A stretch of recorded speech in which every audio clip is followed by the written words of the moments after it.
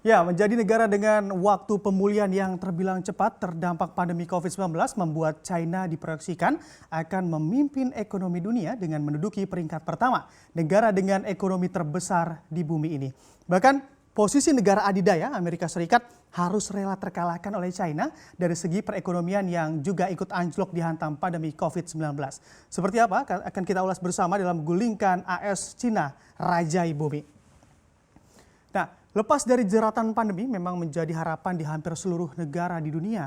Apalagi dampak yang diberikan oleh pandemi COVID-19 juga cukup hebat dalam mengobrak-abrik stabilitas negara khususnya di bidang kesehatan dan juga perekonomian. Namun berbeda halnya dengan China, ekonomi China justru diproyeksikan akan menjadi ekonomi terbesar di dunia pada tahun 2028 dan mengalahkan Amerika Serikat menurut laporan dari Center for Economics and Business Research atau CEBR. Dalam riset terbarunya, CEBR juga melihat bahwa China mampu membuat kebijakan yang berhasil untuk terlepas dari jerat pandemi COVID-19.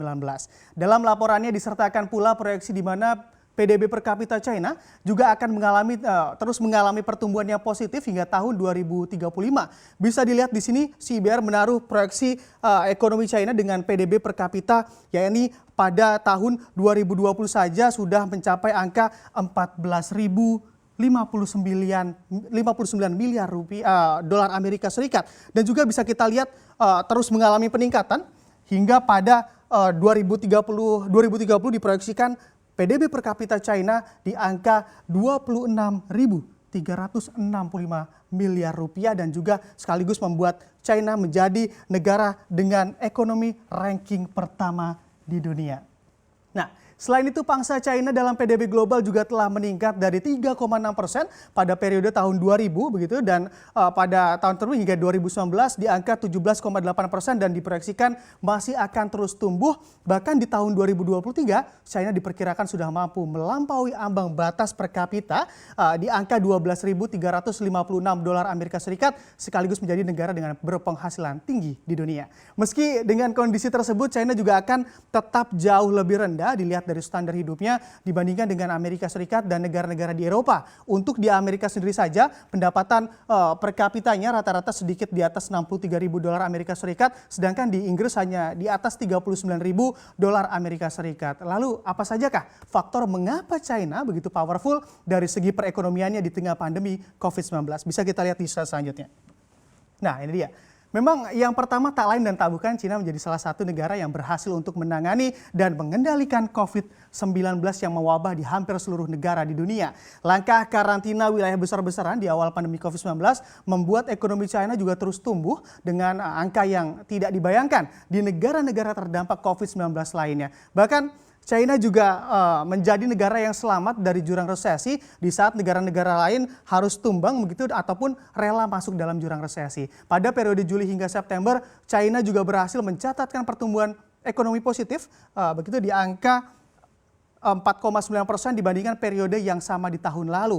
Angka tersebut juga membuat China memimpin pemulihan ekonomi global berdasarkan data produk domestik bruto atau PDB. Padahal kita ketahui pula PDB China juga pernah anjlok begitu ya hingga 6,8% saat awal COVID-19 menyerang negara tersebut dan pernah tersungkur PDB-nya hingga minus 6,8% di awal pandemi COVID-19 ataupun pandemi menyerang Tiongkok. Namun dengan kondisi lapangan kerja yang cukup stabil dan sektor perdagangan China yang memang baik pula begitu dengan ekspor tumbuh 9,9%, impor juga naik ke angka 13,2%. China juga mampu menunjukkan dirinya dapat pulih dengan cepat dari dampak yang disebabkan oleh COVID-19.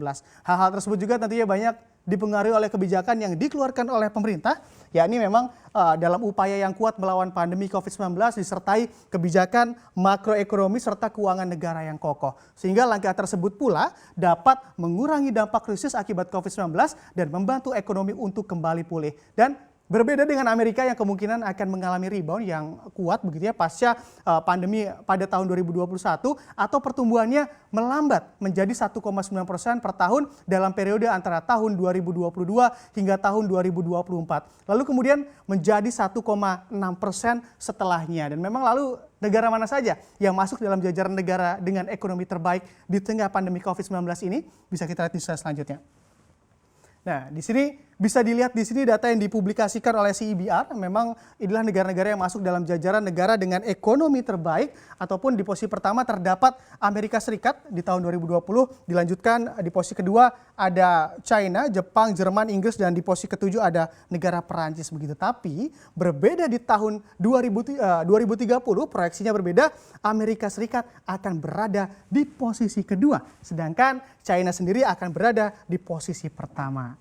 Nah, di sini memang tak hanya China, hasil riset tersebut juga memang bisa kita lihat bisa menunjukkan India begitu ya, ada dari posisi 6 hingga menuju 3 besar. Nah, di sini memang kalau kita lihat ada pertumbuhan begitu ya di angka-angka ini, dan memang kalau kita lihat juga di sini memang CEBR ini kalau kita bisa proyeksikan memang akan menjadi ekonomi terbesar ketiga dunia, memang India pada akhir 2020-an sekaligus menggeser posisi Jepang. Lalu bagaimanakah dengan Indonesia? Bisa kita lihat di slide selanjutnya.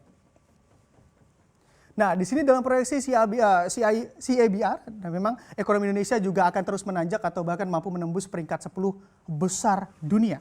Nah, di sini memang dengan peringkat tersebut Australia, negara dengan predikat negara maju, juga akan dikalahkan oleh Indonesia dari segi kondisi ekonominya menurut laporan dari CEBR. Nah, memang lebih lanjut nantinya juga menjelaskan bahwa ekonomi Indonesia akan meraih peringkat ke-12 pada tahun 2030 begitu, memang kemudian naik lagi ke peringkat 8 pada tahun 2035.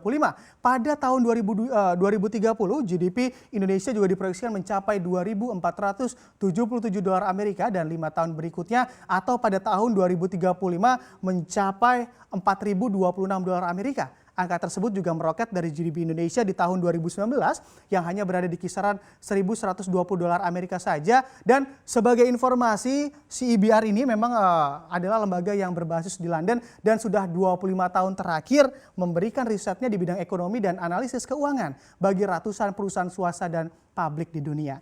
Klien dari CEBR ini juga termasuk dalam 25 emiten yang tercatat dalam indeks FTSE 100 dan indeks utama di Bursa London yang berisi 100 saham unggulan.